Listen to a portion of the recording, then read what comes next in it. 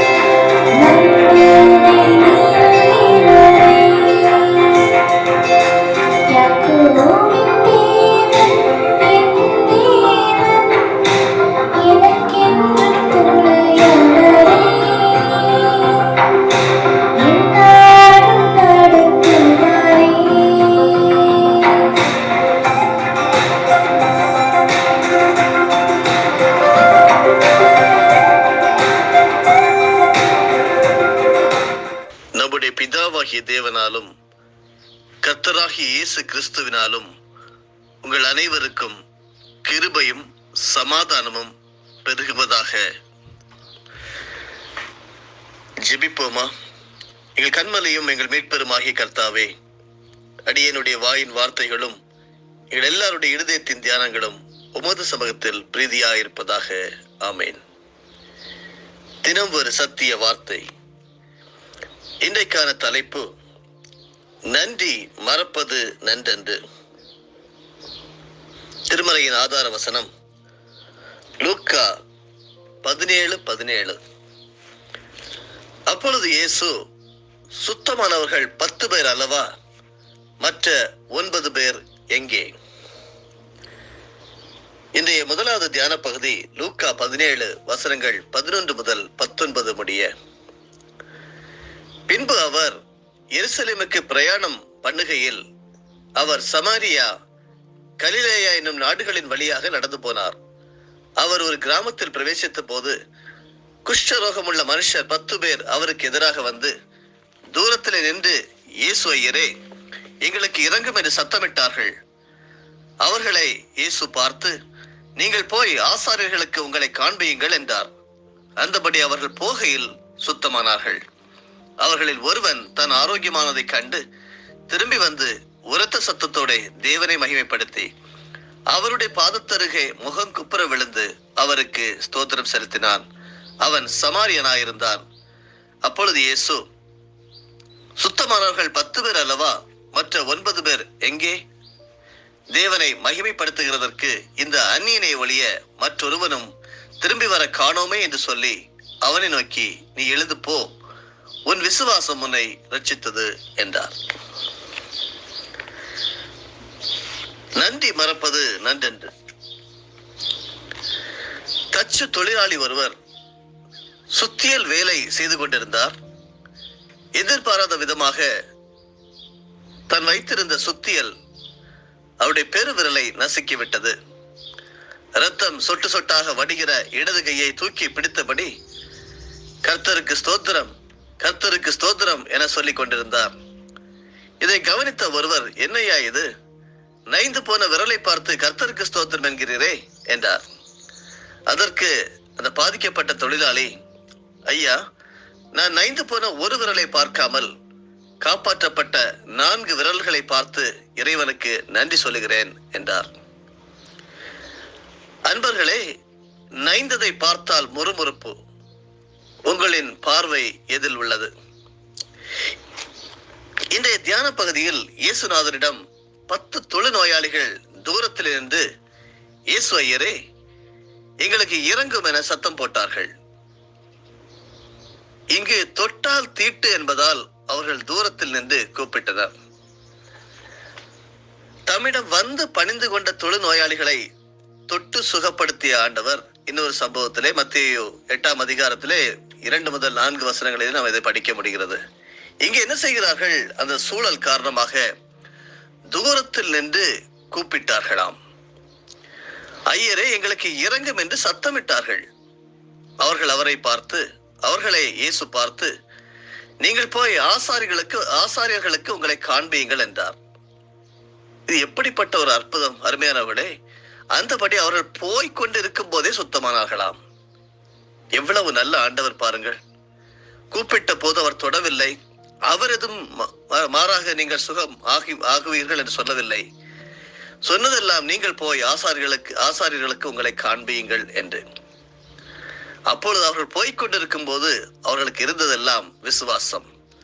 நீங்கள் போங்கள், ஆசாரியர்களுக்கு காண்பியுங்கள் என்று சொல்ல போது அவர்களுக்கு இருந்த விசுவாசம் என்னவென்றால், ஒருவன் அதை திரும்பி பார்த்து தான் ஆரோக்கியமானதை கண்டு திரும்பி வந்து உரத்த சத்தத்தோட தேவனை மகிமைப்படுத்தினான். பாருங்கள் அருமையானவர்களே, அவர்கள் போகையில் எல்லாரும் சுத்தமானார்கள். ஆனால் அன்பர்களே, அவர்களில் ஒருவர் மட்டுமே திரும்பி வந்து உரத்த சத்தமாக தேவனை மகிமைப்படுத்தி இயேசுவின் பாதத்தருகே முகங்குப்புற விழுந்து அவருக்கு ஸ்தோத்திரம் செலுத்தினான் என்று எழுதப்பட்டிருக்கிறது. அவன் சமாரியன் என்று கூறப்படுகிறது. இங்கே நன்றி கூறிய சமாரியரை இயேசு கிறிஸ்து பாராட்டுகிறார்.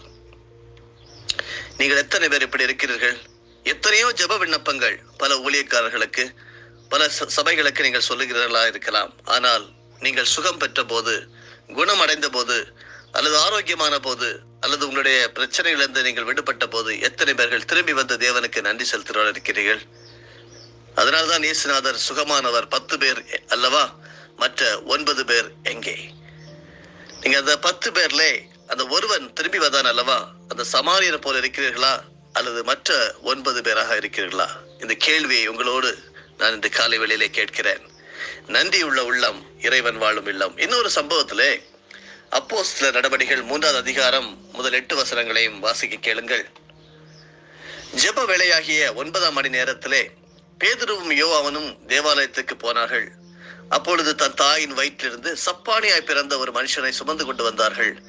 தேவாலயத்திலே பிரவேசிக்கிற இடத்தில் பிச்சை கேட்கும்படி நாடோறும் அவனை அலங்கார வாசல் எனப்பட்ட தேவாலய வாசல் அண்டையிலே வைப்பார்கள்.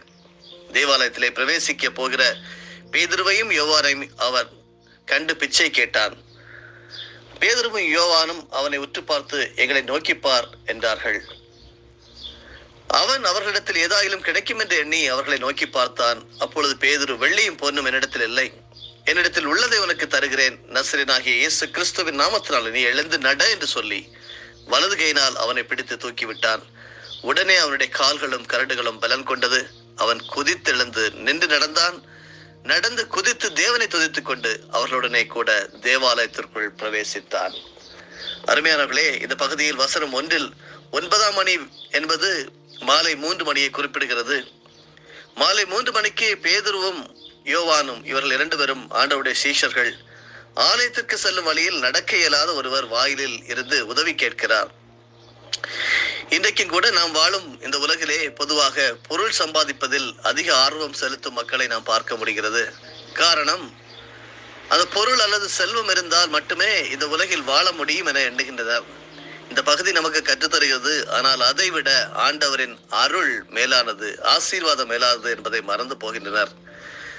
இந்த திருமறை பகுதியிலே ஒரு நாள் மாலை 3 மணிக்கு சீஷர்களாகிய பேதுருவும் யோவானும் எருசலேம் ஆலயத்திற்கு செல்லும் பாதையில் நடக்க முடியாத ஒருவர் வாசலில் அமர்ந்து உதவி கேட்கிறார். அவர்களிடம், அந்த நபரிடம், எங்களிடம் பொருள் இல்லை, ஆனால் ஆண்டவருடைய அருள் உண்டு என கூறி அவரை நசரேயனாகிய இயேசு கிறிஸ்துவின் நாமத்தினாலே எழுந்து நடக்க கூறுகிறார். ஒரே ஒரு வார்த்தை, உடனே அந்த மனிதர் குதித்து எழுந்து நடந்து குதித்து சீடர்களோடு சேர்ந்து ஆலயத்திற்கு செல்கிறார்.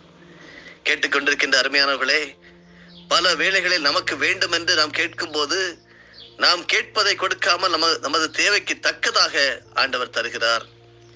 இங்கு நடக்க இயலாத சுமார் 40 ஆண்டுகளாக இந்த மனிதர் பாதிக்கப்பட்டுள்ளதாக கூறப்படுகிறது.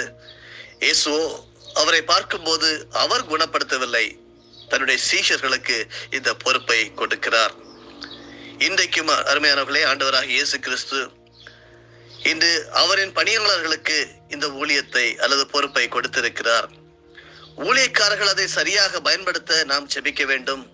எல்லா ஊழியக்காரர்களுக்கும் பொருள் இல்லை அருளுண்டு என்கிற அந்த காரியம் உண்டு. எங்களிடத்தில் வெள்ளியும் பொன்னும் இல்லை, எங்களிடத்தில் உள்ளதை உங்களுக்கு தருகிறேன், நசரேயனாகிய இயேசு கிறிஸ்து நாமத்தினாலே நீ எழுந்து நட என்று சொன்னபோது அங்கே அற்புதம் நடைபெறுகிறது. வலது கையினால் அந்த முடமானவனை தூக்கிவிட்ட போது உடனே அவனுடைய கால்களும் கரடுகளும் பலன் கொள்ளுகிறது. அவன் குதித்தெழுந்து நின்று நடந்தான் என்று பார்க்கிறோம். அந்த அற்புதத்தை செய்யக்கூடிய, அதை சரியாக பயன்படுத்தக்கூடிய அந்த வல்லமை அன்று பேதுருவுக்கும் யோவானுக்கும் இருந்தது. அவர்கள் மனதில் நினைத்ததெல்லாம் எங்களிடத்திலே பொருள் இல்லை, ஆனால் அருள் உண்டு என்று. அப்படி எத்தனை ஊழியக்காரர்கள் நாம் இருக்கிறோம் என்கிறதை சிந்தித்து பார்க்க வேண்டும். இப்பொழுது எங்கள் மனதில் வருகிற எல்லா ஊழியக்காரர்களுக்காக நீங்கள் ஜெபிக்க வேண்டும். இன்றைய பல திருச்சபை ஊழியர்களிடமும் மக்களிடமும் வெள்ளியும் பொன்னுமாகிய ஏராளமான பொருள் உண்டு, ஆனால் அற்புதம் செய்யும் இறை அருள் இல்லை. கேட்டுக்கொண்டிருக்கிறவர்களே, நாம் எந்த நிலையில் இருக்கிறோம் என்கிறதை சற்று நிதானித்து யோசித்து பார்க்க வேண்டும். ஜெபிப்போமா? பரிசுத்தமுள்ள நல்ல தந்தையே, ஆசீர்வாதத்தின் வசனங்கள் மூலமாக எங்களோடு நீர் கற்றுத்தந்தீர். ஸ்தோத்திரம் ஆண்டவரே. நாங்கள் நன்றி மறக்கக்கூடாது.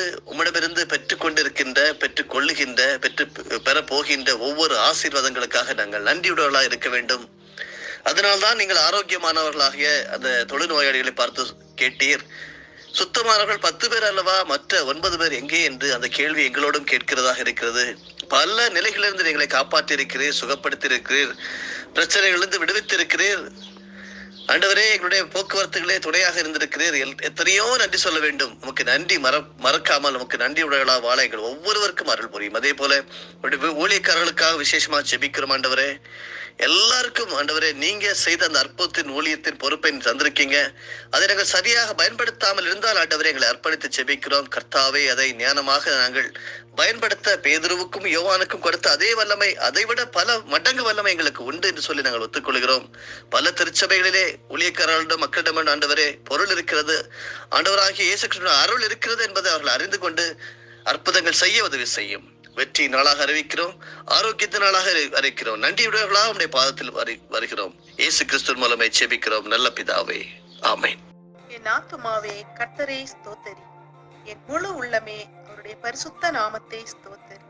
என் ஆத்துமாவே கர்த்தரை ஸ்தோத்திரி, கர்த்தர் செய்த சகல உபகாரங்களை மறவாதே. ஆமென்.